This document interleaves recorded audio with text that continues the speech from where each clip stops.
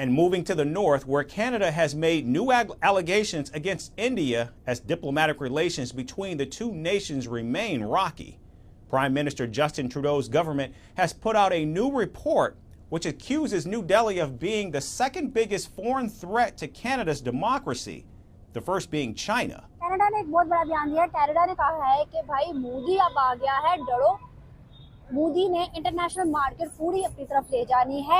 Asia में भी बड़ा नुकसान होगा। मुझे भी बड़ा खौफ है कि मोदी हम पे भारी पड़ने वाला है, इंडिया बेसिकली हम पे भारी पड़ने वाला है। क्या आप इस स्टेटमेंट से एग्री करते हैं? बिल्कुल करते हैं। कनाडा ने ये कहा है कि आने वाले टाइम के अंदर जो उभरती हुई मैशत है वो इंडिया है। हमें किसी और कंट्री से, ना रशिया से डर है, ना यूक्रेन से डर है, हमें सिर्फ डर है तो इंडिया से डर है। उन्होंने कहा कि इंडिया बहुत बड़ी पावर बनने जा रहा है। कि फिर तो सर हमें भी खतरा होना चाहिए। जहाँ कनाडा को इतना खतरा है तो हमें भी तकरीबन है कि इतना खतरा होना चाहिए। तो हमने क्या तैयारियां कर रखी है इंडिया के लिए? सर हमने तो अभी क्या तैयारी की है, कुछ भी तैयारी नहीं है।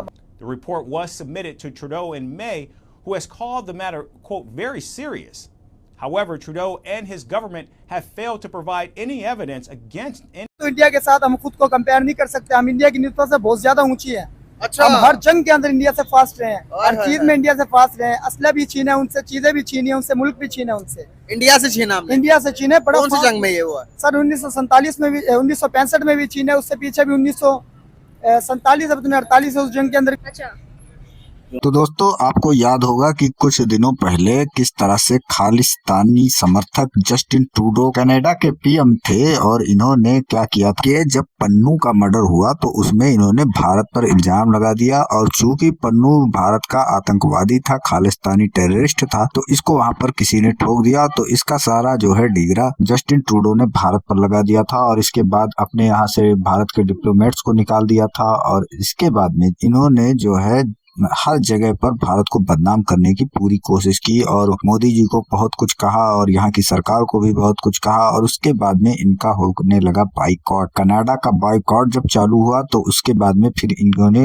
अपना डबल गेम चालू किया था। डबल गेम इन्होंने खेला था ना, कि इन्होंने फिर कहा कि हमारे रिश्तों में कोई ऐसी वैसी नहीं होनी चाहिए दिक्कतें, और भी बहुत कुछ इन्होंने फिर उसके बाद में कहा कि हम भारत से शांति चाहते हैं, हम कोई झगड़ा नहीं चाहते हैं। लेकिन अब जैसे ही फिर से प्रधानमंत्री मोदी की सरकार आई है, क्योंकि उस टाइम पर भी प्रधानमंत्री नरेंद्र मोदी जी की सरकार ने इनको काफी धोया था, इन्हें काफी जगह जगह पर धूल चटाई थी, इनको अमेरिका तक घसीटा था कि चलो तुम सबूत दिखाओ कि किस तरह से हमारा हाथ है इसमें, तुम अपने यहाँ सिक्योरिटी नहीं रख पाते हो, आतंकवादी है उसको किसी ने ठोक दिया तो हम क्या कर सकते हैं। ये सारी चीजें जब इंडिया की ओर से कही जाने लगी तो इनका दिमाग हो गया डिस्टर्ब, क्योंकि अब भारत की तरफ से भी जवाब इनको ताबड़तोड़ मिल रहा था। तो इससे इन्हें लगा कि ये अपनी जो मूवमेंट है वो नहीं चला सकते हैं। तो इन्हें एक उम्मीद हुई थी कि शायद इलेक्शन में जब मोदी जी नहीं रहेंगे तो हम अपनी मूवमेंट चलाएंगे अच्छे से। लेकिन अब मोदी जी की सरकार आ गई तो फिर इन्होंने जहर उगलना चालू कर दिया। और इन्होंने अभी हाल ही में एक स्टेटमेंट में कहा है कि चाइना के बाद अब हमें भारत से बहुत बड़ा खतरा है, क्योंकि भारत बहुत तेजी से विकास कर रहा है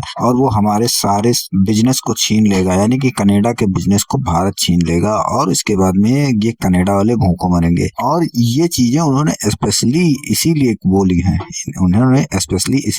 है, क्योंकि वापस से मोदी जी आ गए ना। तो ये चीज होती है कि जब कोई एक प्रधानमंत्री किसी देश का अपने देश के हित में काम कर रहा है, अपने देश की सुरक्षा व्यवस्था को सही करने के लिए काम कर रहा है, अपने देश को बचाने के लिए काम कर रहा है, अपने देश की ग्रोथ के लिए काम कर रहा है, तो बहुत सारे देश इन सब चीजों से जलते हैं। और वही जलन कनाडा के अंदर देखने को मिल रही है, साफ साफ दिख रही है। और ये भी पर्सनल मोदी के लिए दिख रही है कि हाँ वो ऐसा कैसे कर रहे हैं, आखिर वो कनाडा से ऐसे बात कैसे कर सकते हैं। वो इंग्लिश मैन है ना, तो उनको थोड़ा सा ओवर कॉन्फिडेंस इस बात का है कनाडा प्रीम को। तो अब इन सब चीजों से पुरानी यादें ताजा हो रही हैं कि किस तरह से क्या हो रहा था। और फिर पीएम मोदी के वापस आते ही फिर वही चीजें चालू हो गई हैं। अब इन सब चीजों से पाकिस्तानी का तो और हालत खराब हो गया, क्योंकि पाकिस्तानी जब ये सब चीज देख रहे हैं तो उनकी समझ में नहीं रहा क्या हो रहा है। क्योंकि जिस तरह से जब कनाडा जैसा देश, अब उनके दिमाग में ये चल रहा है कि जब कनाडा जैसा देश जो है भारत से डर रहा है तो हम अब क्या करें, हम तो बीच में फंस चुके हैं, हम तो बिल्कुल बगल में हैं, तो हमारी क्या औकात और हमारी क्या हैसियत भारत के आगे। फिलहाल चलते हैं खबर की ओर, और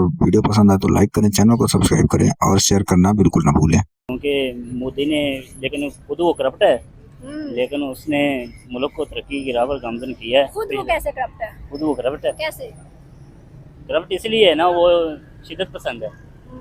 शिद्दत पसंद है, कहता है मैं ही हूँ इसका हुक्मरान और कोई ना है। मैं नहीं समझता कि नरेंद्र मोदी की वजह से लोग आ रहे हैं। ये इंडिया का अपना कॉन्स्टिट्यूशन और उनकी जो स्ट्रक्चर है वो उसकी डेवलपमेंट्स की वजह से वो आ रहे हैं। अगर राहुल गांधी भी बन जाता तब भी यही लोग आते हैं। अच्छा, यानी आपको लगता है कि इंडिया की जो इतनी ग्रोथ हुई है इसमें नरेंद्र मोदी साहब का कोई हाथ नहीं है? अकेले नरेंद्र मोदी साहब का कोई हाथ नहीं है। अगर अकेले का हाथ होता तो इस दफ़ा वो क्लियर मेजोरिटी लाजमी लेते। इस दफ़ा उनका नारा था अब की बार 400 पार और वो 300 भी नहीं कर पाए। हमारी तो फलस्तीन के लिए भी कुछ तैयारी नहीं है। हमारी तैयारी कहीं पे भी शुरू नहीं होती, कहीं से ही ख़त्म नहीं होती बड़े भाई।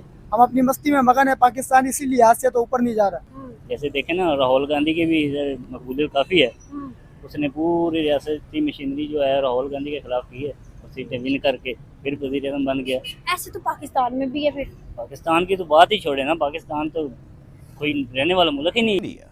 New Delhi calls the allegations baseless and absurd as Canada includes India with the likes of China, Iran, and Pakistan. Our next report takes you inside the growing tensions between the two nations. इंसान हैसियत देख के बुलाता है, ठीक है जी, इनकी हैसियत नहीं है। अगर इंडिया की बात करें तो वो पाकिस्तान को कहते हैं ना, एक पंजाबी की मिसाल है, बड़ी अच्छी सी मिसाल है कि आटे च लून बराबर नहीं है। वो पाकिस्तान को किसी भी तरफ से समझते ही नहीं है, चाहे जो मर्जी हो। वो दुनिया की इस टाइम अपने आप में मानते 3rd बड़ी इकोनॉमी बन चुका है इंडिया। पाकिस्तान तो उस लाइन में भी अपने आप को जो है ना अकाउंट ना कई इकोनॉमिकली बहुत ज़्यादा स्ट्रॉन्ग होता जा रहा है। वो मोदी ने उसके अभी 3रा टेन्योर स्टार्ट होने वाला है उसका। 2 टेन्योर में उसने बहुत ज़्यादा काम किया है, बहुत उसने एफर्ट की है इंडिया को ऊपर ले जाने के लिए। लेकिन एक दूसरी तरफ वो इंडिया में इंतखाब पसंदी भी बहुत रूज पे लेके जा रहा है। अभी कुछ अर्से पहले की बात है कि अंबानी खानदान, उनकी जो प्री वेडिंग वो उनकी एनिवर्सरी हो रही थी, उसके अंदर पूरी दुनिया के बिजनेसमैन आए हैं और बड़े बड़े फेसबुक का मालिक आया, यूट्यूब का मालिक आया, बिल गेट्स आए। ये छोटी बात नहीं है। इंडिया अपनी इकोनॉमी को बहुत ज़्यादा ऊपर लेके जा रहा है और उसकी असल वजह क्या है? उनकी पॉलिसीज। हाँ जी, तो ये कर्जा उतारो ना। हमारी पाकिस्तान की आवाम इतनी अमीर है, हमारे पाकिस्तान की लीडर इतना अमीर है, सेकंड के अंदर कर्जा उतर सकता है। पाकिस्तान के अंदर तरह तरह के रिच मैन है जो एक सेकंड के अंदर कर्जा उतार सकता है, लेकिन ये सोचो फिक्र नहीं है। हर बंदे को अपनी पॉलिटिशियन की पड़ी है। क्रेडिट एक ऐसे यूट्यूबर को जाता है, इसका नाम ध्रुव राठी है। अच्छा, उस बंदे ने अपनी मोटिवेशन से पूरी इंडिया को उसने ऐसा एक, जिस तरह के पाकिस्तान में आवाम को शऊर है, उनको पता लगा है कि ये पार्टी जो सी है किसने धोखेबाज है। इसी तरह ध्रुव राठी ने एक बिल्कुल ही हिस्ट्री चेंज करके रख दी है। उसकी वजह से नरेंद्र मोदी को बहुत बड़ा शौक लगा है, जिसकी वजह से उसकी सीट्स बहुत ज़्यादा कम आई हैं।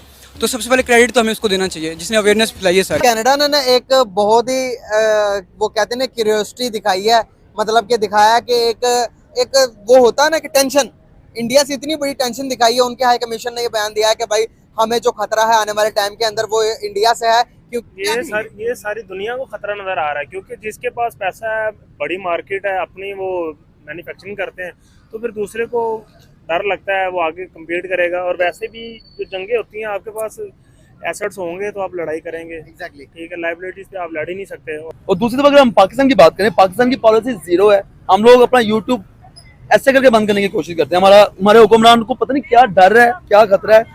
यूट्यूबर से, सोशल मीडिया से रोते हैं कि यूट्यूब बंद हो जाए बस किसी तरीके से, किसी तरह को कंट्रोल कर ले, लेकिन नहीं हो सकता। इंडिया को वाकई मोदी ऊपर लेके जाएगा। बहुत बड़ी न्यूज निकल कर आ रही है कनाडा से। कनाडा के आप हाई कमीशन के आप बयान सुनेंगे तो सर आपको मिलेगा कि वो एक डर, एक खौफ उनको इंडिया से झलकता हुआ नजर आएगा। है कि ये सिर्फ कनाडा का भी मसला नहीं है, ये पूरे यूरोप का मसला है। ये इंडिया या इससे पहले ये लोग चाइना से खौफजदा थे। इंडिया की ग्रोथ नहीं रुक सकती क्योंकि वो किसी एक बंदे की वजह से नहीं है, वो उनके स्ट्रक्चर्स की वजह से है, लॉ एंड ऑर्डर की वजह से, पॉलिटिकल स्ट्रक्चर की वजह से, एजुकेशन सिस्टम की वजह से।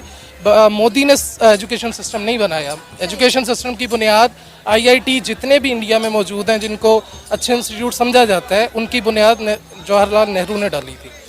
तो ये मोदी का कारनामा नहीं है, ये इंडिया का जो पॉलिटिकल स्ट्रक्चर है, ये उसकी स्ट्रेंथ है। अब उसी पैटर्न में अगर हम इंडिया को कहें तो इंडिया का जो ये वजीर आजम है या नरेंद्र मोदी जो भी वहाँ है, वो सोच उनकी अपने मुल्क के लिए है। उसमें उन्होंने ज़्यादा सोच तो दिया ना, आज के जदीद दौर में वो है IT का। हाँ जी, IT को उन्होंने इतना बढ़ा दिया कि अब कनाडा क्या पूरा यूरोप हिल जाएगा। हमारे दुबई के साथ कितने अच्छे ताल्लुकात हैं, हमारी इतनी हैसियत है जी। पाकिस्तान का कोई भी बंदा वहाँ पे जाए, ग्रीन पासपोर्ट की बाजू पकड़ के साइड पे ले जाते हैं, भाई आ जाओ जरा साइड पे। और आप वहाँ पे देखें कि इंडिया के प्राइम मिनिस्टर नरेंद्र मोदी ने वहाँ पे दुनिया का सबसे बड़ा मंदिर बना दिया है। वो कर सकता है, पाकिस्तानी बनाए खा, अपनी मस्जिद ही बना ले, हालांकि वो तो मुस्लिम कंट्री है। पाकिस्तान लाइबिलिटीज़ में है, एसेट है नहीं हमारे पास। हर चीज़ हमने, ये ऑरेंज लाइन मेट्रो ये भी गिरवी रखी हुई है, मोटरवे, एयरपोर्ट, हर चीज़ गिरवी। तो जंगें जौन सी होती हैं वो दूसरे मुल्क को इसलिए ख़तरा होता है कि असल में वो टेक्नोलॉजी में भी आगे चले गए, ऊपर से वो चांद पे चले गए हैं। अब दुनिया पैसा लेके उनके वो इकोनॉमी दरवाजे पे खड़ी है इन्वेस्टमेंट के लिए, और यहाँ पे कोई इन्वेस्टमेंट करता नहीं। वहाँ पे उनको लोगों को पता है कि यहाँ पे लॉ कोई नहीं है, यहाँ पे कोई इन्वेस्टर आता है तो उसको कल को अगर वो कहता है ये मेरे साथ क्या हुआ, तो उसको इसकी सुनवाई नहीं है। नरेंद्र मोदी की जो अभी पोजीशन है वो बहुत ज़्यादा वीक है, क्योंकि उसने अलायंस बनाया है बाकी गवर्नमेंट से। तो कोई भी अगर वो बिल पास करवाना चाहे या कुछ भी करवाना चाहे तो उनको अपने अलायंस वगैरह से पता करना पड़ेगा। तो मतलब ये है कि अभी जो उनकी हुकूमत की जो अभी फ़िलहाल जो सिनेरियो है वो बहुत ज़्यादा वीक है, और जो उनके क्लेम्स थे और जो उन्होंने क्लेम किया था कि हम ये कर देंगे, उसके मुताबिक कुछ भी नहीं